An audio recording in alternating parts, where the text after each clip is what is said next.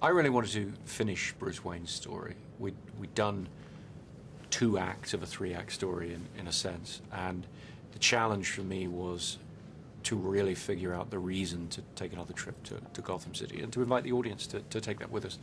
Once we'd really figured out where our story went, where it wound up, what Bruce's conclusion is in a sense, then it became something I had to do and really wanted to show to the world. And that's what we've done, and that's where we are.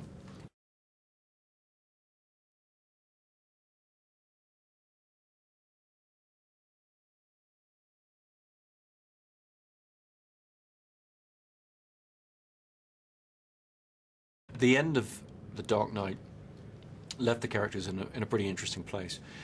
I felt very strongly we're trying to make one unified story here, so it's not another episode and not another Batman episode, if you like. For me, that meant really trying to be true to where the characters were left.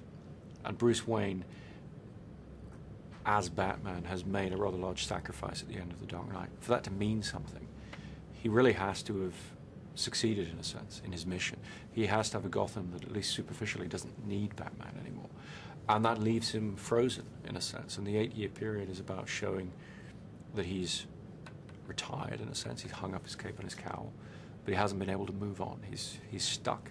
And the jumping off point for the story really is, how can this person who has become disconnected, who is in a sort of self-imposed exile from society, how can he reconnect with life?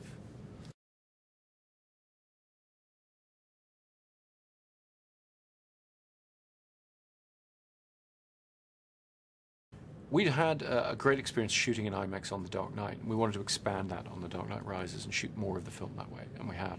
We've shot almost half of the film using those cameras. Seeing that projected on an IMAX film screen is a very unique experience, and I hope people will seek it out where it's available, because it really gives you that extra image quality, that extraordinary clarity and immersive quality that really throws you into the world of the film. That, for me, is just a great thrill in terms of how you experience a large-scale action film.